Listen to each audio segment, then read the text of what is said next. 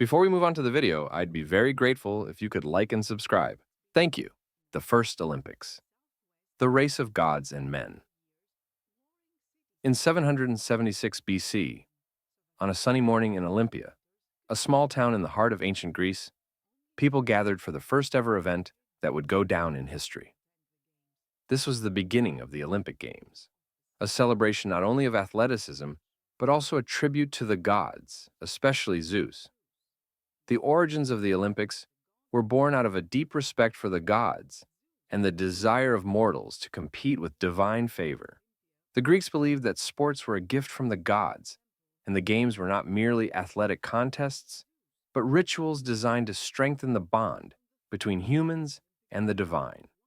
Not long before this, a priest named Charybdis suggested that the town of Olympia hold a competition in honor of Zeus. The town's leaders, eager to honor the gods and celebrate their victories, agreed to the idea. The first games were meant to express gratitude toward Zeus and to strengthen the people's connection with the divine. At this point, the Olympics lasted only one day, but this would later evolve into a grand 4-day festival. On the first day of the Games, the most important event was the stage race, a short sprint covering the length of the stadium, about 200 meters. The people from all over Greece poured into Olympia, some walking and others arriving by chariot. For them, this was not just a race, but an opportunity to show reverence to the gods and to achieve glory in their eyes. The race of glory. Charybdis's victory. As the time for the race drew near, the athletes prepared themselves. Charybdis, a humble runner, would soon etch his name into history. The athletes competed in the nude, a symbol of both their physical purity and their readiness to offer their strength to the gods. The only adornment they wore was a wreath made of olive leaves, signifying both peace and divine favor. And then the race began. Charybdis ran with all his might, his feet pounding the ground, his body fueled by the belief that Zeus himself watched over him. The crowd roared as he sprinted ahead, leaving his competitors in the dust. He crossed the finish line first, achieving victory in the first ever Olympic race. It was a moment of triumph, not just for Charybdis, but for all of Greece. A crown of glory. After his victory, Charybdis was crowned with the first ever olive wreath, symbolizing his victory not only in the race, but in the eyes of the gods.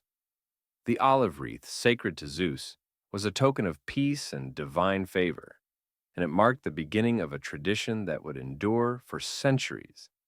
The games would grow in size and significance over time, expanding to include other events like wrestling, discus throwing, and many more. The Olympics became more than just a series of races. They became a way for the Greek people to connect with each other and with the gods, fostering unity and peace among the often warring Greek city-states. A legacy begins. As the centuries passed, the Olympic Games evolved into the largest and most sacred festival in ancient Greece.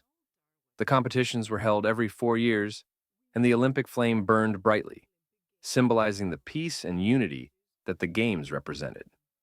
Even during times of war, the Greeks would declare a sacred truce to allow athletes and spectators to travel to Olympia safely. Today, the legacy of the first Olympics lives on. What started as a simple race for honor and the favor of the gods has grown into a global celebration of human achievement. The olive wreath that crowned Charybdis in 776 BC has become the symbol of the modern Olympic Games, and the spirit of the Olympics continues to unite people from all over the world.